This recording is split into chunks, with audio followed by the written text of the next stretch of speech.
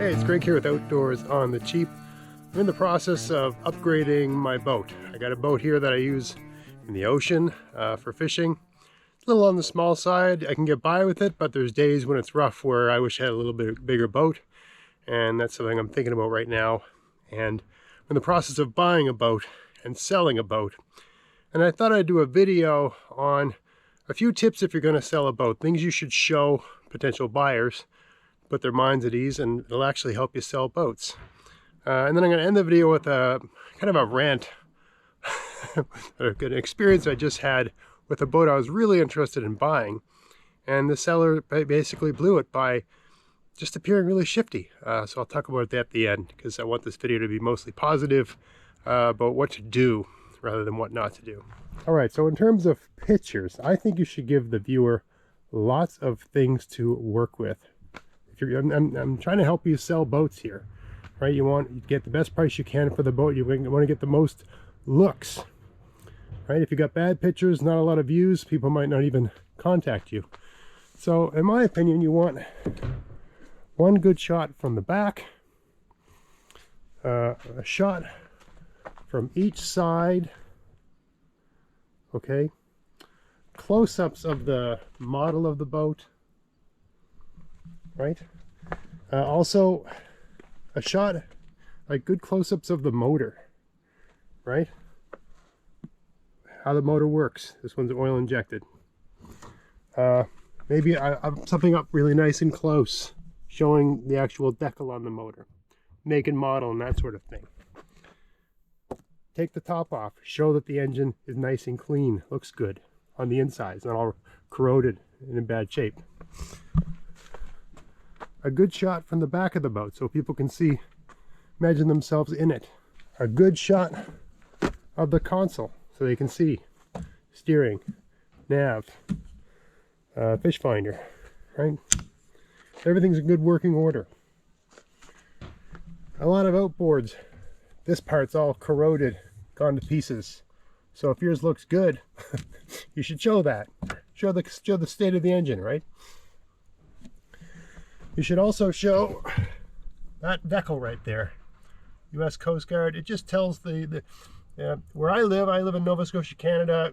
Technically, if you get pulled over on the water, you have to be able to show that your boat has this decal on it, just saying the capacity sticker, whatever it's called, right? You gotta have that. Also, trailer. If you're selling a boat with a trailer, which is my recommendation, who wants a boat if it's not got a trailer attached to it? You're gonna have a lot more people buy it if there's a trailer. You need to let this buyer know that the trailer is road worthy. And it's one thing to just say, oh yeah, it works real good. It's another thing to show that you've got all the paperwork needed to confirm that. You should show a close-up, at least where I live, of the inspection sticker, right? So they know it's been inspected. And you know, you can see the hole, so it's good till when, right? This one's good for 2 years practically. If you've got an inspection sticker, that means you've got, because they won't inspect it without one of these, it means you've got a vehicle permit, because you need a vehicle permit to get a license plate, right? Even though it's a trailer, from Transport Canada's point of view, I don't know how it works in other countries, it's a vehicle because it's got wheels and it's on the road, right? You can, for whatever, you know, so those are all things you need to show. Lots of pictures of the inside of the boat, pictures all the way around the outside of the boat, the age of the trailer, confirmation that the trailer is registered, licensed, and inspected, safety inspected, all of that. That way the buyer knows there's not going to be any hassles. And finally, either get it out in the water or, you know, hook a hose up to it or put it in a bucket or whatever. Turn the engine on or rev it up a few times. Make a video of it working. Show that it works, right? All of that's going to help you sell your video and just confirm to the buyer that you are on the up and up. You're a real guy. This is a real boat. And they're not going to buy it and have the cops show up on your front door telling you just bought somebody else's boat that was stolen or whatever, or some sketchy detail, right? All right, so now I'm going to tell you about a boat I was just on the verge of confirming to buy. I found a boat though. This boat here is 14.5 feet long. I was looking at a nice boat. They're 18 feet long, Cape Island style boat, much more seaworthy than this. Probably at the edge of what my, I've got a Subaru Outback, probably at the edge of what it could pull, but I think it'd be okay. Newish trailer. The description, the pictures, everything looked pretty good. But there was nothing in the description about the trailer, and this was on Facebook Marketplace, but it doesn't matter where you're buying it from. Everything about the boat was saying good. But there was nothing about the trailer in terms of, you know, just safety, how recently it's been safety inspected. So I asked, is there a sticker on the boat? Has it been safety inspected? No, it's not been safety inspected. It's not been licensed. I noticed in the photograph, the trailer had a license plate on it. But this person said it's not, doesn't have a vehicle permit, doesn't have a safety inspection. But then the guy says, but don't worry, it's no big deal. That's easy to do. Just go in, show them the bill of sale, and they'll do it all up for you. I'm pretty sure that's not how it works. If you do not have the vehicle permit from a trailer you buy, it's relatively difficult to get that all sorted out. It involves the police.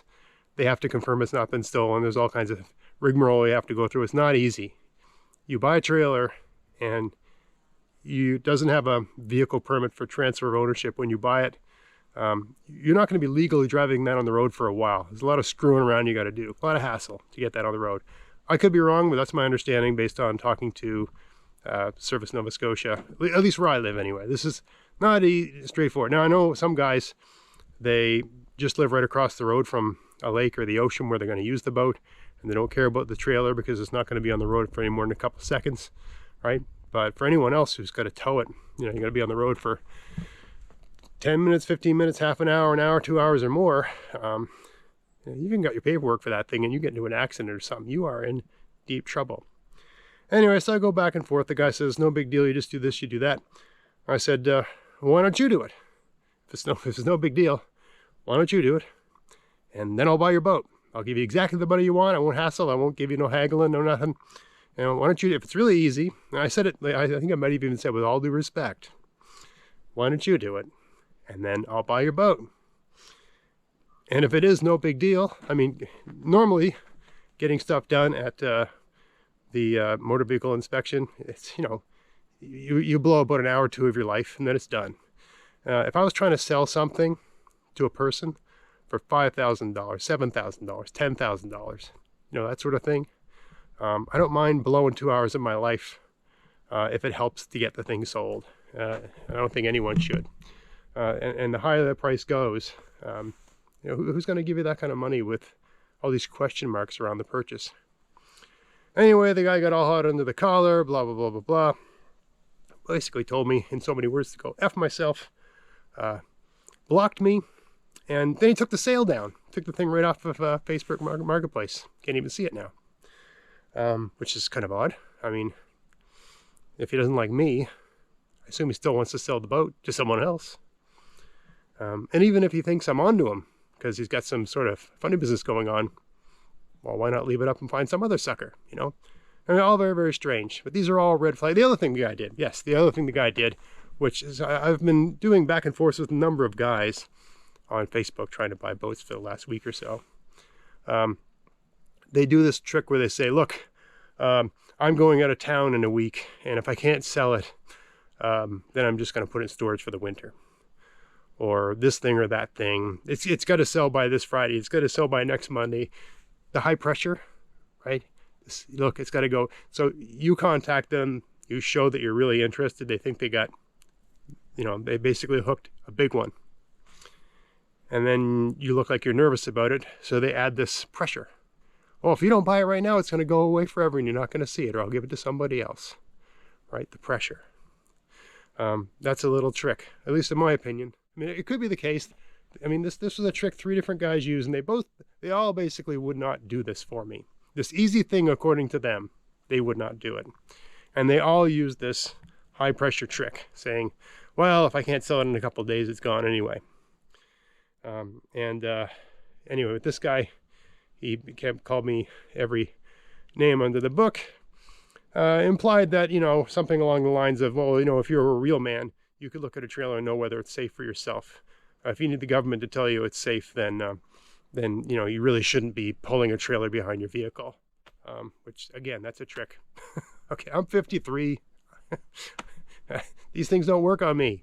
Okay, these are all tricks to get you by. And trying to get someone to buy something by humiliating them, that's hilarious. Anyway, the guy basically hung up on me and made the boat disappear, and great, I don't have to deal with him. I'll just keep looking for something and find someone selling something on the up and up. And there are people on whatever it is, Kijiji, Facebook Marketplace, Craigslist, whatever, that put pictures of the things I was showing you on their sales. And those are the people that are reputable, right? They don't want to make your life complicated. One more thing I should mention is, you know, it is possible with this guy where things all went to pieces. It could be that everything the guy was saying was true, that in his mind it was no big deal, even though maybe he'd never done it before. It's just, he was just telling me something somebody told him. He got offended at the way I was giving him a third degree and didn't like the fact that I was disagreeing with him. And I mean, it's the nature of communicating with people through little text messages. People can't tell if you're a nice person or a bad person, or if you're being a jerk, or if you're trying to own them, or what, all this sort of weird texting online behavior that completely screws up the way human beings communicate, in my opinion. Face-to-face is best, over the phone second best. Texting is way down at the bottom. It is so easy to misconstrue what someone's intentions using texts. Also, culturally, we are becoming unbelievably way too used to just writing people off in that forum, right? In your regular everyday day-to-day life, you don't just, you know, talk to someone like you wish they dropped off the face of the planet. Even when you disagree with people, you try to resolve it amicably. You try to resolve, right? Think about the coffee shop down the road from your house or near your work, or the people you work with, or people in your everyday life, and so on and so forth. You don't just erase people. But we're becoming really, really used to doing that in text form, chat form, online sort of thing. So it might just be the case of the medium that we are using to communicate with each other through, that, you know, maybe something he said the wrong way got my spidey sense tingling. Maybe he didn't like the way I was asking him all these questions. And maybe I sounded accusatory or prosecutorial. I don't know. Maybe I used too many big words. Who knows? Anyway, that guy didn't like me. Really, really doesn't like me now. So maybe it was all just a misunderstanding. I don't know. But I'm not going to risk my money if someone's not going to get all the paperwork in order before selling it to me. Oh, one more thing I wanted to say, because this is outdoors on the cheap. So we're talking about buying boats. You want to save money on boats. If you're buying a boat, and this is something I always do, I tend to look for a flaw in the boat that I know I can fix. My first boat was the first actual boat with a motor on it. It was a 14-foot aluminum boat, but it had a hole in it, right? So it was like, I don't know, $1,000 cheaper because of the hole. And I'm good with fiberglass, as you've seen in my videos with canoes and stuff. So I just fixed the hole. And saved myself $1,000. Took me about, you know, an hour and a half and an afternoon of my life to fix that. So $1,000 for an hour and a half of your life is a pretty good deal. Better than a high-priced lawyer. This boat here had something wrong with the motor. Why the guy selling it didn't fix that before selling it, I don't know. I had a very, you know, I got this whole setup for $4,000. Well, I also had a crappy trailer. This is a brand new trailer. The trailer I bought the boat on was inspected. But when I took it to get it inspected, they cut it up and threw it in a trash bin. And I had to buy a new one. So that greatly increased the overall price of the boat. But now when I go to sell this, I can say this is on a good trailer. Gonna have no problems with this nice galvanized trailer. I guess I could mention to anyone from around here, anyone using this thing in salt water, don't buy a boat with a trailer that's just paint. Get a galvanized trailer. Why they would ever make a trailer that isn't galvanized, I don't understand. Anyway, yeah, galvanized trailer is a better move. But yeah, you want to save money on a boat. You get it with something wrong with it that you know you can fix. This one here, what was it now? See this little pin here? Okay, it goes in over here. That pin was broken, so that pin holds the motor at the pitch where you want it set. Okay, and it was broken probably because they'd back the boat. They'd either hit something with the prop, and that pin, the metal of that pin is an inferior metal. Right, so if you're going along your boat and it hits a whale or a log or a rock or whatever, that pin will break and save everything else it'll give. So they must have broken it. So all I had to do was put one of these in it, which I knew how to do. It's not hard to do.